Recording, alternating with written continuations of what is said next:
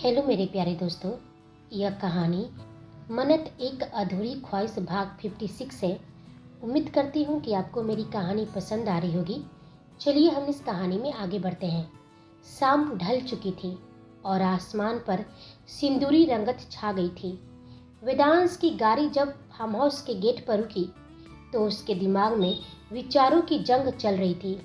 राव के वो शब्द, तुम्हारे पिता जिंदा है, उसके कान के पर्दों को फाड़ रहे थे। वो बेचैन था, वो चीखना चाहता था, वो सच जानना चाहता था।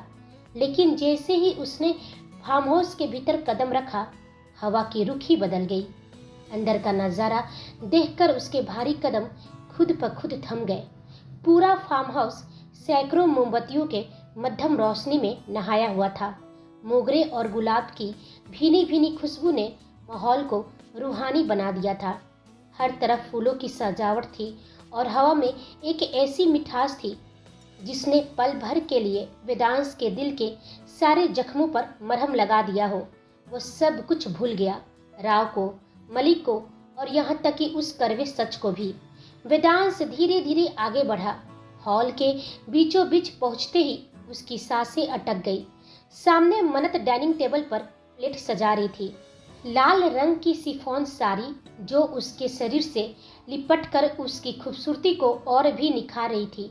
स्लीवलेस ब्लाउज और कंधों पर बिखरे हुए खुले रेशमी बाल, माथे पर एक नन्ही सी लाल बिंदी और सुर्ख लाल होठ। वह महज खूबसूरत नहीं लग रही थी, वह कातिलाना हॉट लग रही थी। मोमबत्तियों की रोशनी उसके चेहरे पर पड़ रही थी जिससे वह किसी अप्सरा जैसी चमक रही थी। वेदांश की धड़कनें बेकाबू हो गई। उसने अपनी पूरी लाइफ में मन्नत को इस रूप में कभी नहीं देखा था। उसके चेहरे की वो किंग वाली शक्ति पिघलने लगी। उसकी भारी और गर्म सांसें मन्नत की तरफ खींची चली जा रही थी।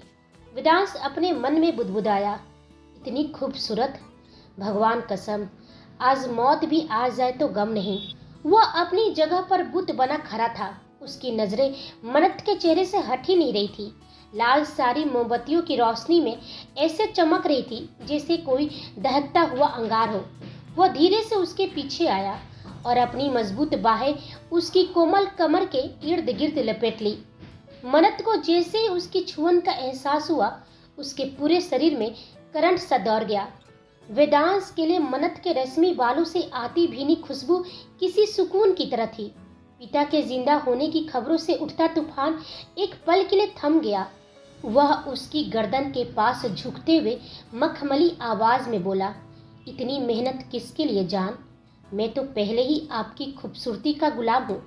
मन्नत धीरे से उसकी बाहों में मुड़ी और अपने हाथ उसके गले में डाल दिए। उसके आंखों में प्यार था, हल्की शर्म थी और कहीं न कहीं बिछड़ने का डर भी। सिर्फ आपके लिए भी। कल मैं शेखावत मेंशन चली जाऊंगी। सोचा जाने से पहले आपके साथ एक खूबसूरत पल बिता लूं। उसकी आंखों में दूर जाने का गम साफ झलक रहा था। वेदांश ने उसे और पास खींचते हुए कहा, बस थोड़ा और इंतजार जान, शादी के बाद मैं आपको अपनी नजरों से एक पल के लिए भी दूर नहीं करने वाला। मन्नत हल्की मुस्कान के साथ बोली, और मैं भी यही चाहती हूँ कि आप मुझे अपनी नजरों से कभी दूर न करें। फिर अचानक रुककर उसने पूछा, लेकिन यह क्या? आपने फोन पर कहा कि आप किसी जरूरी बिजनेस डील के लिए इंडिया से बाहर जा रहे हैं। वेदांश ने गहरी सांस ली। वह उसे यह नहीं बता सकता था कि वह अपने पिता अधिराज राठौर को ढूंढने जा रहा है। मन्नत से झूठ बोलना उसे बिल्कुल अच्छा नहीं लग रहा था, लेकिन हालात ही कुछ ऐसे थे। थोड़ी देर की खामोशी के बाद वह बोला, जरूरी है जान, लेकिन वादा है, हमारी शादी के दिन मैं ठीक मंडप में बैठा मिलूंगा, सिर्फ आपका इंतजार करते हुए। यह कहते हुए उसने मन्नत के माथे को हल्के से चूम लिया। मन्नत मुस्कुराकर वेदांश का हाथ पकड़ा और उसे डाइनिंग टेबल की ओर ले गई।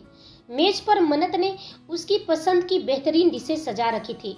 वेदांश हैरानी से पूछा, क्या बात है जान, ये सब आपने बनाया? मन्नत ने मासूमियत से मुंह बनाया, नहीं वी, आपको तो पता है मुझे खाना बनाना नहीं आता, पर प्रॉमिस करती हूँ शादी के बाद बहुत जल्द सीख जाऊंगी। फिलहाल ये सब मैंने आपकी पसंद की जगह से ऑर्डर किया है। वेदांश इस सादगी पर जोर से हंस पड़ा और उसकी हंसी में मन्नत भी शामिल हो गई। पूरा फार्म हाउस उनकी हंसी से गूंज उठा। डिनर के दौरान उनकी आंखें एक दूसरे से जुदा नहीं हुई। उस खाने के स्वाद से ज्यादा वो एक दूसरे का साथ का आनंद ले रहे थे। हवा में प्यार और एक अजीब सा जुनून घुला हुआ था।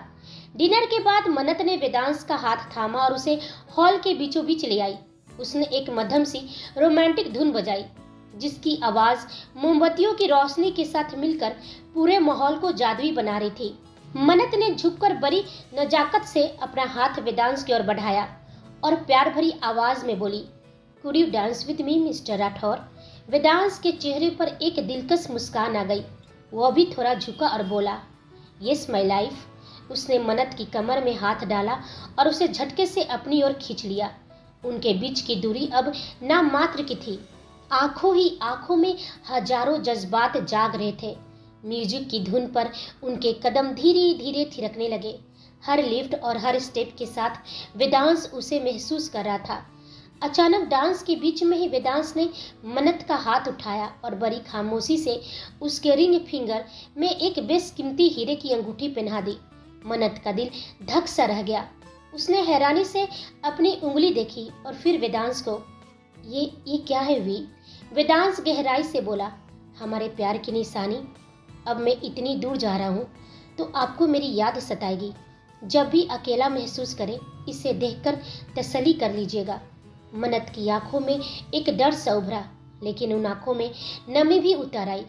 तो क्या आप मुझे फोन भी नहीं करने वाले? वेदांश एक पल के लिए खामोश हो गया।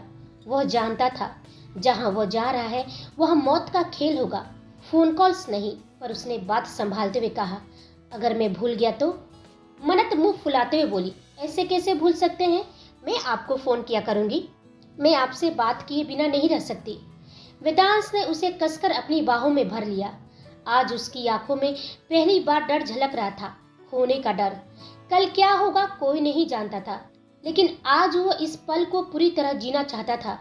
वेदांश मन्नत के कानों के पास फुसफुसाते हुए कहा, आई लव यू जान, आई लव यू सो मच। अपनी आखिरी सांस तक सिर्फ मैं आपसे प्यार करूंगा। आप कभी मुझसे दूर मत जाना। मन्नत भी उसकी बाहों में ऐसे सिमट गई जिससे खुद को उसमें विलीन कर लेना चाहती हो। I love you too V, मैं आपको छोड़कर कभी नहीं जाऊंगी। वेदांश ने धीरे से उसे अपने सीने से अलग किया। मन्नत ने अपनी आंखें मूंद ली। फिर वेदांश ने उसके चेहरे को अपने हाथों में लिया और बड़ी शिद्दत से उसके होठों पर अपने होठ रख दिए। वह एक गहरा और रूहानी चुंबन था, जिसमें जुदाई का दर्द भी था और मिलन की प्यास भी। दोनों एक दूसरे में पूरी तरह खो गए। वहीं दूसरी ओर कबीर भी शेखावत मेंशन लौट आया था। जैसे ही वो कमरे में दाखिल हुआ, उसकी नजरें बेताबी से पंखुड़ी को ढूंढने लगी। आज वह जी भरकर उसे अपने पास महसूस करना चाहता था, क्योंकि वह जानता था वो भी वेदांश के साथ एक ऐसे रास्ते पर निकलने वाला है जहां से लौटने की कोई गारंटी नहीं होती। तभी बाथरूम से हल्की सी आवाज आई। कबीर के कदम वहीं थम गए। अगले ही पल वो बिना देर किए बाथरूम की ओर बढ़ा। दरवाजा खुला हुआ था। अंदर का नजारा देखते उसका दिल बैठ गया। पंखुड़ी बेसिन के सामने झुकी हुई थी, लगातार उल्टियां। उसका चेहरा पीला पड़ा हुआ था। वाइफी? कबीर घबराकर उसके पास पहुंचा। क्या हुआ, तबीयत ठीक है ना? पंखुड़ी ने पानी से मुंह साफ किया और चेहरे पर आए पसीने को पोंछते हुए बोली, मैं ठीक हूँ कबीर, बस सुबह से कुछ अजीब लग रहा है। कबीर की भवें सिकुड़ गई। अजीब मतलब? मैंने आपको कितनी बार फोन किया, आपने एक बार भी फोन नहीं उठाया कबीर। पंखुड़ी की आवाज में हल्की शिकायत उतर आई। आपका फोन ही नहीं लग रहा था, और फिर पता नहीं क्यों बहुत उल्टियां हो रही थी। कबीर एक पल को चुप हो गया। वह उस वक्त किंगडम में था, उस दुनिया में जहां फोन, भावनाएं और रिश्ते सब पीछे छूट जाते हैं। उसकी आवाज में चिंता साफ झलकने लगी। तो डॉक्टर के पास जाना चाहिए था। ड्राइवर था, सिक्योरिटी थी, मम्मी पापा थे, किसी को भी कह सकती थी। पंखुड़ी ने मुंह फुला लिया। एक तो आप देर से आए, फोन नहीं उठाए, ऊपर से मुझे ही डांट रहे हैं। फिर उसने धीरे से सिर पकड़ते हुए कहा, मुझे चक्कर भी आ रहे हैं, और बच्चों जैसी जिद में बोली, मुझे गोद में उठाइए। कबीर के चेहरे की शक्ति पिघल गई। वह बिना कुछ कहे उसने पंखुड़ी को अपनी बाहों में उठा लिया और सीधे बेड तक लाया। उसे आराम से लिटाकर कबीर ने उसके माथे पर हाथ रखा। फीवर नहीं था। मैं डॉक्टर को फोन करता हूँ, उसने कहा। पंखुड़ी ने तुरंत उसका हाथ थाम लिया। नहीं, अभी नहीं, कल चल लेंगे डॉक्टर के पास। फिर उसकी आवाज़ धीमी हो गई। आज बस आपकी बाहों में सोना है, बहुत नींद आ रही है। कबीर ने कुछ नहीं कहा, बस उसे अपनी छाती से लगा लिया। पंखुड़ी उसकी बाहों में सिमट गई। कुछ ही पलों में उसकी सांसें गहरी होने लगी। कबीर जागता रहा। उसकी आंखों में प्यार भी था और डर भी। फिर वह उसके माथे को चूमता है और अपनी आंखें बंद कर लेता है। इधर हॉस्पिटल के केबिन के दीवारों के बीच आयुष एक घायल शेर की तरह चक्कर काट रहा था। उसके दिमाग में हजारों बातें एक साथ चल रही थी। उसे राव पर भी गुस्सा आ रहा था, जिसने उसे आजाद कराने का वादा तो किया था, लेकिन खुद गायब हो गया। आयुष गुस्से में बड़बड़ाते हुए, नहीं, मैं यहाँ हाथ पर हाथ धरकर नहीं बैठ सकता।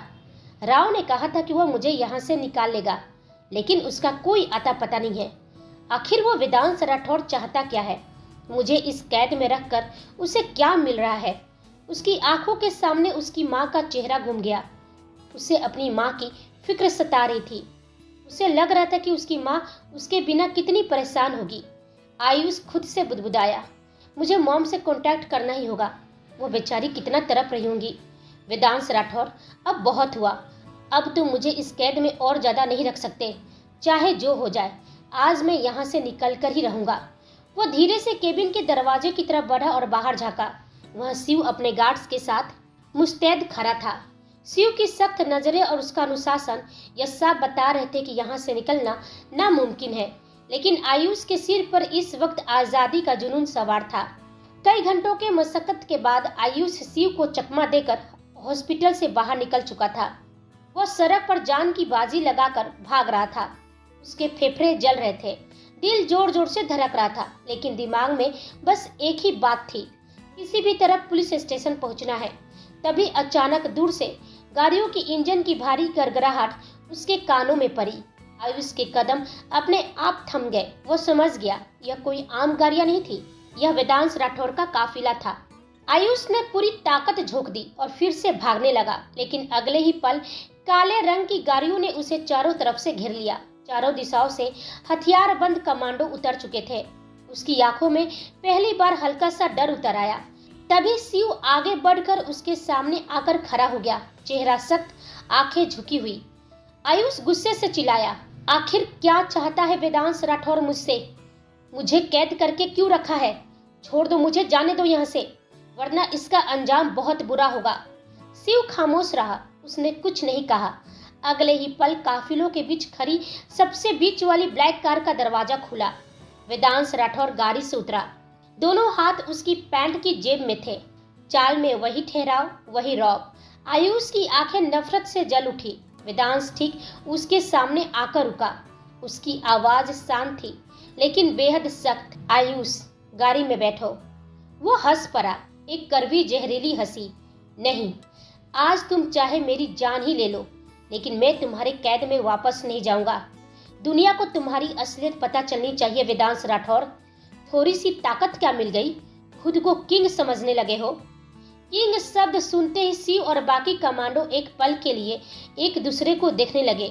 उनके चेहरों पर बहुत हल्की दबाई हुई मुस्कान उभर आई। वेदांश ने आयुष को गौर से देखा और शांत स्वर में बोला, सही कहा, तुम पुलिस स्टेशन जाना चाहते हो, मेरे खिलाफ शिकायत करना चाहते हो, यह बताना चाहते हो कि मैंने तुम्हें अगवा किया, तुम्हें घायल किया। उसकी आवाज में जरा भी घबराहट नहीं थी। फिर उसने एक पल का ठहराव लिया और कहा, ठीक है, सब कहना, लेकिन फिलहाल गाड़ी में बैठो, माँ तुम्हारा इंतजार कर रही है। यह सुनते ही आयुष के चेहरे का रंग उड़ गया। वो झपटकर वेदांश का कॉलर पकड़ लेता है। कमांडो पहली बार वैसे ही खड़े रह जाते हैं, कोई हरकत नहीं, क्योंकि वो कोई आम इंसान नहीं था जो किंग का कॉलर पकड़े हुए था। आयुष दांत पीसते हुए बोला, मेरी माँ को बीच में मत लाओ। वहीं वेदांश की आंखों में दर्द की एक लकीर चमकी, लेकिन आवाज पहले से भी ज्यादा सख्त हो गई। चुपचाप गाड़ी में बैठो, माँ तुम्हारा इंतजार कर रही है। यह आखिरी वाक्य था और आदेश भी। आयुष का हाथ धीरे धीरे वेदांश के कॉलर से ढीला पड़ गया। उसके दिमाग में बस एक ही ख्याल गूंज रहा था, मॉम वेदांश के कब्जे में है। टूटा हुआ बिखरा हुआ वह चुपचाप गाड़ी में बैठ गया।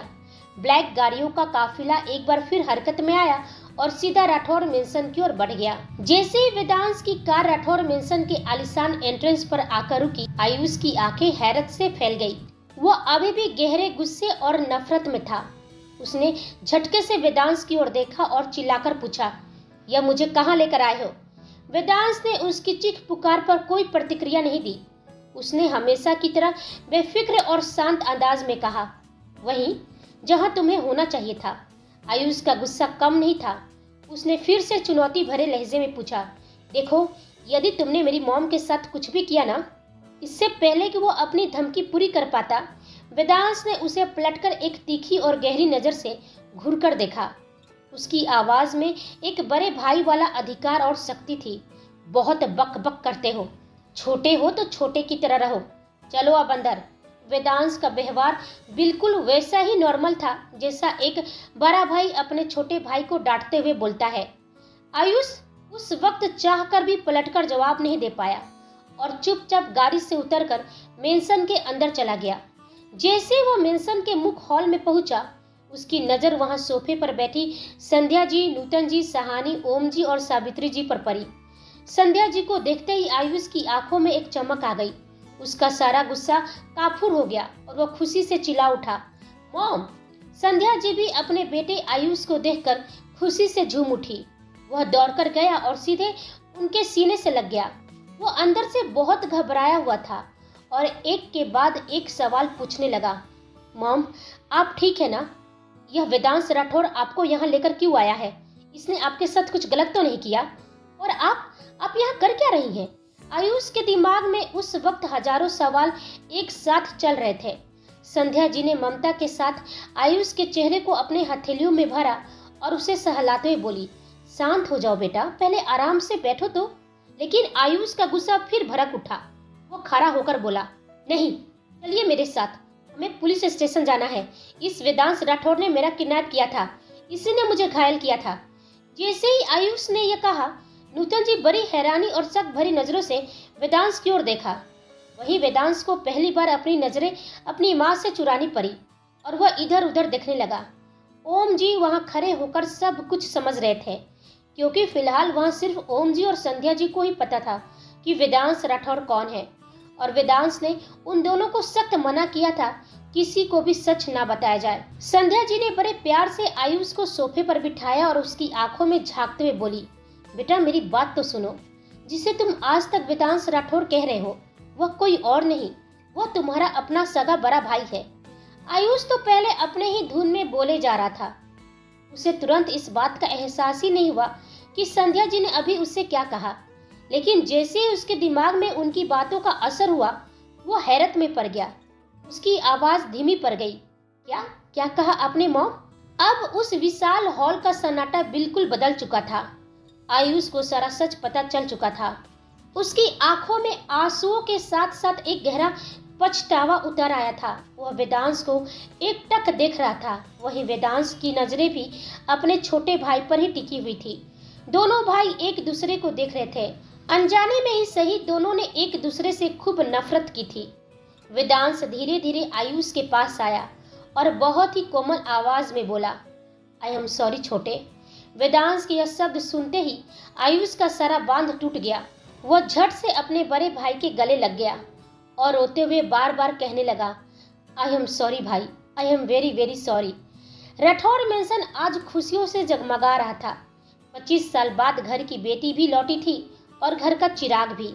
हंसी, राहत और सुकून की एक अनकही लहर पूरे मेंशन में बह रही थी। लेकिन इसी मेंशन के स्टडी रूम में माहौल बिल्कुल अलग था। वेदांश स्टडी टेबल के पास खड़ा था। सामने संध्या जी और ओम जी बैठे थे। कमरे में गहरी खामोशी थी। वेदांश ठंडे लेकिन दृढ़ स्वर में बोला, मैं मलिक के अड्डे पर जा रहा हूँ। यह सुनते ही संध्या जी का दिल जोर से धक्का रह गया। उनका चेहरा उतर गया। वह घबराकर बोली, वेद, ये आप क्या कह रहे हैं? आपको अंदाजा भी है कि मलिक कितना खतरनाक है? वेदांश ने उनकी ओर देखा। उसकी आंखों में वही पुरानी ठहराव वाली चमक थी। आप भूल रही हैं मॉम कि मैं कौन हूँ। आप और नाना जी अच्छी तरह से जानते हैं। मलिक का अंत ही मेरा मकसद है। संध्या जी की आंखें भर आई। आप और आयुष अब सुरक्षित है। मुंबई में मलिक का पूरा नेटवर्क खत्म हो चुका है।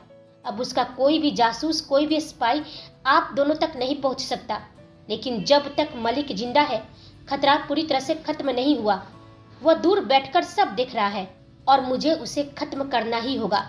वह एक पल के लिए रुका। अपने पिता के जिंदा होने की बात अभी उसके गले में अटकी हुई थी। खुद उसे भी यकीन नहीं था, इसलिए वह चुप रहा। वह मन में बोला, आई एम सॉरी माँ, मैं आपको अभी नहीं बता सकता कि डैड जिंदा है। खुद मुझे भी इस सच पर यकीन करना मुश्किल है। वहीं संध्या जी की आंखों से आंसू छलक पड़े। वह भराई आवाज में बोली, वेद, 25 साल बाद हम मिले हैं। मैं आपके डैड को खो चुकी हूँ। अब आपको दोबारा नहीं खोना चाहती बेटा। वेदांश ने उनके हाथ और कसकर थामे। जानता हूँ माँ, लेकिन मैं आपको और आयुष को जिंदगी भर इस डर के साथ नहीं जीने दे सकता कि कभी भी मलिक आप तक पहुँच जाए। वह गहरी सांस लेकर बोला, मैं नहीं जानता कि कल मेरे साथ क्या होगा, लेकिन इतना तय है कि मलिक आप दोनों तक कभी नहीं पहुँचेगा। फिर वो ओम जी की तरफ मुड़ा। नाना जी, 25 साल आपने मेरा ख्याल रखा। अब मैं एक जिम्मेदारी देकर जा रहा हूँ। अगर मैं लौटकर नहीं आया तो आयुष का ख्याल आप वैसे ही रखिएगा जैसा मेरा रखा। राठौर इंटरप्राइजेस की पूरी कमान उसे सौंप दीजिएगा। उसकी आवाज़ थोड़ी भारी हो गई। और एक बात, मेरे साथ ही किंग की कहानी खत्म हो जानी चाहिए। आयुष को कभी पता नहीं चलना चाहिए कि मैं कौन था और उसके पिता कौन थे। यह राज बस हम तीनों के बीच में ही रहना चाहिए। ओम जी की आंखों में चिंता और मजबूरी दोनों थी। वे जानते थे किस्मत से कोई नहीं भाग सकता। वेदांश ने एक गहरी सांस ली, संध्या जी को कसकर गले लगाया और बिना पीछे देखे वह स्टडी रूम से बाहर निकल गया। और संध्या जी वहीं खड़ी रह गई। उनकी आंखें आंसुओं से भर चुकी थी। उन्होंने हाथ जोड़ दिए। वह कांपती आवाज में बोली, हे भगवान, मेरे बच्चे का साथ देना। मैं उसे दोबारा नहीं खोना चाहती। किंगडम का माहौल आज बदला बदला था। मयंक की आवाज में एक अजीब सी सख्ती और बनावटी उत्साह था जो सीधा राव और जमीर के कानों तक पहुंच रहा था। मयंक ने ऊंची आवाज में कहा, ध्यान से सुनो। तुम सबको पता है कि हमारे किंग बहुत जल्द शादी के बंधन में बंधने वाले हैं। यह उनके लिए और हमारे किंगडम के लिए सबसे बड़ा दिन है। किंग चाहते हैं कि उनकी इस खुशी में तुम सब भी शामिल हो। आज रात यहाँ जश्न होगा। कोई भी बॉडीगार्ड्स अपनी ड्यूटी में ढिलाई नहीं बरतेगा, लेकिन सेलिब्रेशन कम नहीं होना चाहिए। वहाँ मौजूद बॉडीगार्ड्स जो मयंक के इशारों को अच्छी तरह से समझते थे, किंग किंग के नारे लगाने लगे। पहली बार किंगडम की दीवारों से दहशत की नहीं बल्कि जश्न की आवाजें आ रही थी। तहखाने की अंधेरी कोठरी में बेरियो में जकरे राव के चेहरे पर एक शैतानी चमक आ गई। उसने धीरे से जमीर की ओर झुककर फुसफुसाया, जमीर, सुना तूने? यही वो मौका है जिसका हम इंतजार कर रहे थे। आज रात यहाँ जश्न होगा। सब नशे और शोर में डूबे होंगे। बॉडीगार्ड्स का ध्यान भटकेगा और हमें इसी अंधेरे का फायदा उठाकर यहाँ से निकलना है। जमीर कांपती आवाज में कहा, लेकिन राव, यह खतरा बहुत है। अगर हम पकड़े गए तो किंग हमें वो मौत देगा जिसके बारे में सोचकर भी रूह कांप जाए। यह कोई जाल भी तो हो सकता है। राव गुस्से में दांत पीसते हुए कहा, तू इतना डरपोक कब से हो गया? मौत तो वैसी भी आनी है, पर यहाँ सरकर मरने से अच्छा है कि हम कोशिश करें। मलिक तक पहुँचना हमारे लिए बहुत जरूरी है। अगर वो किंग हमसे पहले मलिक के साम्राज्य तक पहुँच गया तो समझ ले सब खत्म।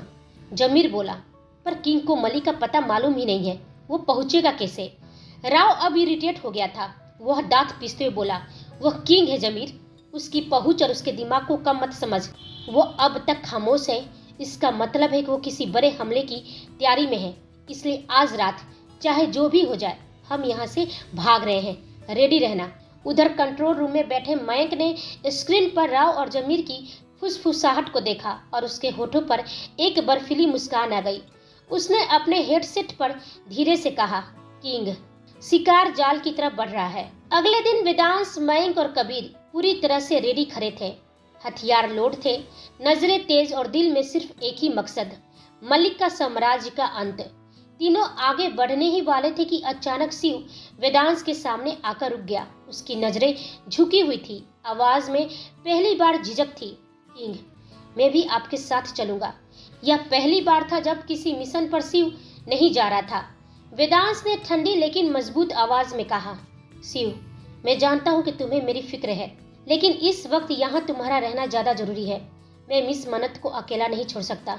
वह एक कदम आगे आया, शिव की आंखों में देखते हुए बोला, हर पल, हर सांस, तुम्हारी हर नजर सिर्फ मिस मन्नत पर होनी चाहिए। एक सेकेंड के लिए भी उनसे नजर नहीं हटनी चाहिए। फिर उसने सख्त लहजे में आदेश दिया, राठौर और शेखावत, दोनों मेंशन की सिक्योरिटी टाइट कर दो। मैं ये सब तुम्हारे भरोसे छोड़कर जा रहा हूँ। वहाँ का मोर्चा मैं संभाल लूंगा, लेकिन यहाँ का मोर्चा तुम्हें संभालना है। शिव की आंखें हल्की सी नम हो गई। वो कुछ कहना चाहा, लेकिन शब्द गले में ही अटक गए। किंग, आप जानते हैं, वेदांश ने बीच में ही बात काट दी। It's my order Shiv. Shiv ने आगे कुछ नहीं कहा, बस सिर झुका दिया। वो पीछे हटा और चुपचाप वहां से चला गया। शिव ने एक पल के लिए पलटकर तीनों को जाते कदमों को देखा। फिर उसकी नजर ठहर गई और वह खुद से बुदबुदाया, बचपन से आज तक आपने मुझे भाई की तरह रखा है। मैं वादा करता हूँ किंग, अपनी जान से भी ज्यादा मिस मन्नत की सलामती का ख्याल रखूंगा। उसकी आंखों में दृढ़ संकल्प था। आपके लौटने तक आपकी अमानत की हिफाजत मेरा फर्ज है, और यह फर्ज मैं हर हाल में निभाऊंगा। वहीं राव और जमीर की फटी हुई कमीजें, शरीर पर कोरे की निशान और लड़खड़ाते कदम, उनकी हालत गवाही दे रही थी कि वह नरक से लौट कर आए हैं। लेकिन जैसे ही मलिक के आदमियों ने उन्हें किसी मुजरिम की तरह जकड़ा, राव का बच्चा कुचा स्वाभिमान जाग उठा। वह गुर्राते हुए कहा, छोड़ो हमें, जानते नहीं कि हम कौन हैं। मलिक से कहो कि राव और जमीर वापस आ गए हैं। लेकिन कोई जवाब नहीं मिला। उन्हें घसीटते हुए विशाल हॉल में लेकर आया गया। सामने ऊंची कुर्सी पर मलिक बैठा था। उसके हाथ में एक सिगार था, जिसका धुआं उसके रहस्यमयी और डरावने चेहरे को और भी खौफनाक बना रहा था। उसकी आंखें पत्थर की तरह ठंडी और स्थिर थी। वह गहरी और भारी आवाज में कहा, स्वागत है मेरे वफादार जबाजो। सुना है तुम दोनों किंग के मेहमान बने हुए थे। कैसी रही वहां की मेहमानबाजी? जमीर के घुटने टिक गए। वह कांपती आवाज में बोला, बॉस, किंग ने हमें पकड़ लिया था। मुझे तो सीधे एयरपोर्ट से उठा लिया गया था। उसने हमें बहुत टॉर्चर किया है। जमीर ने तिरछी निगाह से राव की तरफ देखा, जो चुपचाप खड़ा था। तभी मलिक अचानक अपनी कुर्सी से उठा। उसके चलने की आवाज पूरे हॉल में गूंज रही थी। वह धीरे धीरे राव के करीब आया। राव, तुम कुछ कहना नहीं चाहोगे? आखिर तुम मेरे सबसे वफादार हो। मैंने तुम पर खुद से ज्यादा यकीन किया है। राव की नजरें झुकी हुई थी। हॉल में सन्नाटा था, लेकिन वह सन्नाटा मौत से भरा हुआ था। मलिक की भारी आवाज गूंजी, खामोशी नहीं चाहिए राव, लाओ, मुझे वह लॉकेट चाहिए। यह सुनते ही राव की सांस थम सी गई थी। वह हकलाते हुए बोला, बॉस, वह लॉकेट। मलिक के होठों पर एक क्रूर मुस्कान आई। अचानक उसने पूरी ताकत से अपनी लात राव के सीने पर जड़ दी। राव का घायल शरीर हवा में लहराता हुआ पीछे जा गिरा।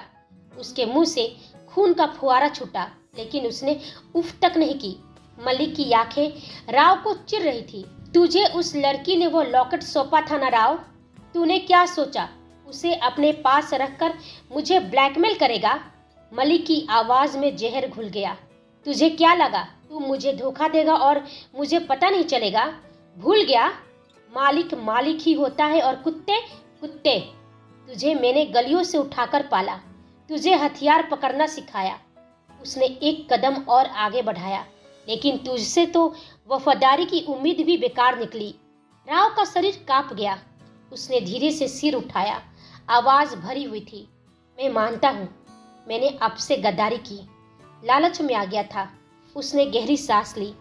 लेकिन वह लॉकेट सच में मेरे पास नहीं है। वह लड़की ने मुझे धोखा दिया। मलिक की भवें तन गई। उसने मुझे असली लॉकेट नहीं दिया, नकली लॉकेट थमा दी। असली लॉकेट अब भी उसी लड़की के पास है। हॉल में खड़ा हर आदमी सन्न रह गया। राव ने आगे कहा, लेकिन बॉस, एक गुड न्यूज है। मलिक की आंखों में हल्की दिलचस्पी जगी। किंग को हराने का सबसे बड़ा जरिया वही लड़की है। उसका नाम मन्नत है। यह सुनते ही हॉल में हलचल सी मच गई। मन्नत किंग की कमजोरी है। यह शब्द जैसे हवा में तैर गए। मलिक का चेहरा अचानक बदल गया। गुस्सा अब भी था, लेकिन उसके पीछे लालच और साजिश चमकने लगी। वेदांश राठौर, जिसने कभी अपनी कमजोरी किसी को नहीं बनने दी, मलिक की आंखों में चमक उतर आई। यही तो उसे चाहिए था। अचानक वो जोर से हंसने लगा। इतनी तेज और खौफनाक हंसी की पूरा मेंशन गूंज उठा। उसकी हंसी में पागलपन था। तभी जमीर की कांपती आवाज गूंजी, बॉस, एक बैड न्यूज भी है। मलिक की हंसी एकदम रुक गई। वो धीरे से मुड़ा और जमीर को देखने लगा। जमीर का गला सूख चुका था। उसने किसी तरह थूक निगलते हुए कहा, किंग को पता चल गया है कि उसका बाप अधिराज राठौर जिंदा है और वह आपके कब्जे में है। यह सुनते ही मलिक की आंखें गुस्से से लाल हो गई। चेहरे पर जैसे खून उतर आया। वह गुस्से से राव को घूरने लगा। वह एक कदम आगे बढ़ा ही था कि अचानक उसके दिमाग में कुछ कौंधा। उसकी आंखें संकरी हो गई। रुको, वो ठंडे स्वर में बोला, तुम दोनों किंगडम से भागे कैसे? राव और जमीर एक दूसरे को देखने लगे। उनकी आंखों में हैरानी साफ थी। जमीर ने कांपती आवाज में पूरी बात बता दी। कैसे किंगडम में जश्न था, कैसे बॉडीगार्ड्स जानबूझकर ढीले थे, कैसे उन्हें निकलने का रास्ता खुद पर खुद मिल गया। जैसे ही मलिक ने यह सुना, उसकी आंखों में पागलपन उतर आया। वह गुर्राया, बेवकूफ! उसने गुस्से में पास रखी मेज पर मुक्का मारा। यह सब उसकी चाल थी। वो चाहता था कि तुम दोनों भागकर सीधे मेरे पास आओ। मलिक की आवाज और भी ठंडी हो गई। मतलब वो यहाँ तक पहुँच चुका है। उसने चारों तरफ देखा और दहाड़ा, अपने अपने पोजीशन लो। आज वेदांश राठौर, उसका पिता, दोनों की लाशें इसी आइलैंड से जाएंगी। एक पल में पूरा मेंशन हरकत में आ गया। हर आदमी हथियार के साथ अपनी जगह लेने लगा। तभी मलिक ने एक रहस्यमयी नंबर पर फोन किया। उधर से एक सर्द बेरहम आवाज आई। मलिक बोला, वेदांश राठौर उर्फ किंग यहाँ पहुंच चुका है, अपने पिता की तलाश में। उसने दांत पीसते हुए कहा, जिस कमजोरी को ढूंढने के लिए हमने क्या क्या नहीं किया, वह मिल गई है। उसकी आंखों में नफरत चमकी। उसकी एक ही कमजोरी है, मन्नत शेखावत। और उसकी एक भी ख्वाहिश पूरी नहीं होनी चाहिए। मन्नत अधूरी रहनी चाहिए। मलिक ने आगे कहा, लॉकेट भी उसी लड़की के पास है। फोन के दूसरी तरफ से आवाज आई, आप वहां संभालिए, बाकी सब मैं देख लूंगा। एक पल का ठहराव। याद रखिए, वेदांश राठौर जिंदा नहीं जाना चाहिए। और हाँ, उसके साथ उसके 2 कुत्ते भी होंगे, कबीर शेखावत और मयंक मेहरा। आवाज और भी ठंडी हो गई। मुझे तीनों की लाश चाहिए। और रही बात मन्नत की, फोन पर एक खामोशी छा गई। वह शख्स जिस कमरे में था, उसकी दीवारें मन्नत की तस्वीरों से भरी हुई थी। चेहरा कहीं नहीं दिख रहा था, सिर्फ आंखें, भूखी जुनूनी आंखें। वो धीमे से बोला, अब मन्नत मेरी मन्नत है। उसकी जिंदगी का काउंटडाउन शुरू हो चुका है। फोन कट गया। वह शख्स जोर जोर से हंसने लगा, पागलों की तरह। वह मन्नत की तस्वीरों को छूते हुए बुदबुदाया, आ रहा हूं मैं तुम्हारे पास मन्नत, और वह लॉकेट तुम मुझे खुद सौंपोगी। वह वेदांश राठौर तुम्हें जान कहकर पुकारता है ना, लेकिन अब उसकी जान में उसकी हलक से निकालने वाला हूँ। उसकी आवाज में पागलपन था। इंसान मोहब्बत में टूटता है, यह मैंने सुना है, लेकिन किंग अपनी नफरत में टूटेगा। वह हंसा, क्योंकि बर्बादी मेरा रास्ता है और माफिया वर्ल्ड का नायक अब किंग नहीं बचेगा। उसकी खौफनाक हंसी दीवारों से टकराकर पूरे कमरे में गूंज उठी। कौन है यह अनजान विलेन? उसकी नजर मन्नत पर क्यों है? और क्या वह मन्नत से लॉकेट ले पाएगा? और क्या होगी मलिक का जाल किंग को फंसाने को? क्या किंग पहुंच पाएगा अपने पिता के पास, या फंस के रह जाएगा उसके जाल में? जानने के लिए जुड़े रहिए हमारे साथ। यदि कहानी पसंद आए तो वीडियो को लाइक करें, शेयर करें और कमेंट करें। चैनल पर नए हैं तो चैनल को सब्सक्राइब करना बिल्कुल ना भूलें। आप सभी को मेरी कहानी सुनने के लिए धन्यवाद।